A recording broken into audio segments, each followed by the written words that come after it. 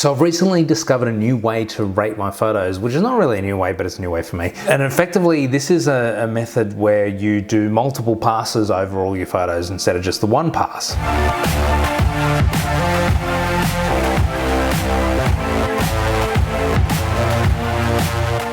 Problem I was having was that I found that all my photos were either rated 1 star or 5 star, and there was not much in between and not much of a range between it. And also I found that what I was ending up was 4 and 5 stars were really only like a couple. I just didn't feel like the ratings were really, you know, working that well for me. So the way I was kind of doing it before was that I'd just run through and just do a quick pass over all the photos and then just give them either a rating of 1 star through to 5 stars. It ended up being that I wouldn't have that many 5 stars, and then there wasn't much in between of the 2s and 3s and 4s. And then one day I was doing a photo for a client and put on their wall, and I didn't realize that the photo was a little bit blurry in a particular spot, and so I figured I needed a way to make sure that I spent the right amount of time on the photos that needed that extra scrutiny versus trying to do that for every photo. You just can't give every single photo that level of scrutiny that you need to, so you need to have a method where you're spending your time on the most valuable photos that you can. So anyway, so the process is really pretty basic. It's just a multiple passes through every photo by layers of ratings. So for example, first pass through just giving 1 star, second pass through 2 stars, third pass through 3 stars, fourth, and so on. And all through each pass, you're filtering out the ones you didn't give that extra star to. It's a good way to also compare photos and so on as well. So I'll give a demo. So this is from, we went to New Zealand about a year ago, and of course, now that we're all stuck in home at the moment, I was reviewing some old photos and kind of going, oh, I wish I was there. Anyway, let's not get into that. So first up, first photo here, first photo of the day, a bit blurry, right? So I'm not going to give it a star. And then what I'm doing is my first pass is looking for anything that is good. I'm not in Lightroom at the moment. For some reason, Lightroom didn't like, no, I'm not going to give that 1 star. Didn't like OBS. It didn't like, Lightroom didn't want to be captured. So I'm using Photo Mechanic here instead. So basically with this first pass, I'm going through and just looking for photos that just look good. So I'm just going to ignore the ones that I've used to create a panorama. And essentially what we're doing here is just, it's not about the ones you are selecting, it's about the ones you're not selecting. What we're really looking for is anything that's just not good. So 1 star, anything that's, it's a fine photo. Like, it doesn't need to be great, doesn't need to be perfect.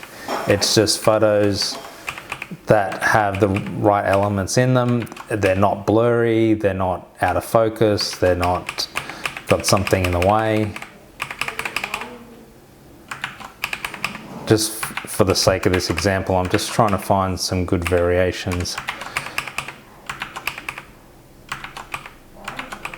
All right, so now that we've done that first pass, what we're going to go through is then untick all the 0 stars. So now I'm just looking at everything that I've given a 1 star to. So this way I've filtered out all the crappy photos basically, and you end up with a lesser selection, but we end up with a selection that's just been curated to okay photos. So these are all just the okays. Now, what we're doing now is we're going through and comparing them to each other. The other thing that I found too was when I was going through and just doing a single pass, was that by the time you get to the end of all the photos, the ones that you're rating towards the end, you have a different perspective from the ones that you're rating at the start, because you've just seen a whole bunch of different photos. So something you may have given a 4 star to back at the start of, you know, the start of the roll, may now be actually a 2 or a 3 because your perspective has changed. This method allows you to kind of go through and compare stuff. So now I kind of look at that and going, well, that's pretty average. Like, the sky looks okay, but that's about it. I do like this one because of contextual reasons. I like that one. Like that one compared to that one is much better. So I'm gonna give that 2, that's okay. I'm gonna give that a 2. So that one compared to this one, you know, which one's better, right? So this one's probably got more depth, but that one's got a bit more, I like the colors in this one a bit more. Not there's not much color, but I like that one more than that one. So I'm gonna give the 2 to that one. I actually like the way that there's a couple there waiting. It's kind of, I figured I can just Photoshop them out when I took that photo. Okay, like that one.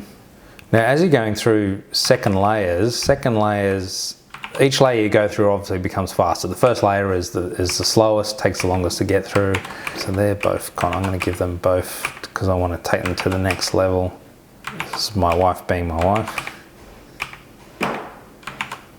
Okay, so that's the second pass. So now we unselect all the 1 stars. This may seem a little repetitive and a bit monotonous, but what you end up in the end result is much better. So now I'm looking at these 2 photos and going, okay, which one's better? I like this one, not just because of the colors and the contrast and everything, but it's sort of, I don't know, just a bit more touchy-feely, I guess. I don't know. That one, but I like that one too. Which one do I like more? This is the problem, right? That one, I think. Which one's better? Now I'm kind of looking at the frame more than anything, comparing which of these 2 is better. That one, I reckon. That one because it's funny. See, like in these 2, comparing these 2, so this is the difference between the 2-star and the 3-star. This one, she's leaning forward just a little bit, looks a bit awkward, whereas this one, she looks to be standing more upright. So that's the one that's getting the better star. I love that, sort of looking back on the mountains. And there we are at the end. So, right, so that's my 3-star pass. So now, again, go through it again, right? Probably that one. That one. Yeah, I like this one. I just love that shot of Wanaka. Yeah, both those actually. I like both those. Right, so obviously that one's much faster. It's much faster the more you're going through it. So now, final pass. Which of these would I give a 5-star to? I love this one. And really this comes down to which one would you print out and put on the wall? Which one would you spend a couple $100 to put on the wall? I like that one as well. I'm gonna put them all on the wall. That's it. So there we go. That's it. It's a nice and simple process. And what you end up with is a nice variation and balance between the photos. Then the ones that end up as your 5 stars are genuinely the best photos because you've compared them to everything to make sure that they're the best. It's not just a matter of how you felt by the time you got towards the end or the start. You know, you might look at the first photo and go, oh wow, that's amazing, and then you give it 5 stars, and then you get halfway through and it's like, this one's like way better than that one, but you've already given out your 5 stars. So of course you use any software that uses ratings. In that example I was using Photomechanic, but I use Lightroom probably more than anything, and it obviously works there. So anything that has a star rating system, you can replicate that same process. Anyway, I find this a much easier process to follow. I hope that helps. Give us a like if it does, and I'll see you next time. Thanks.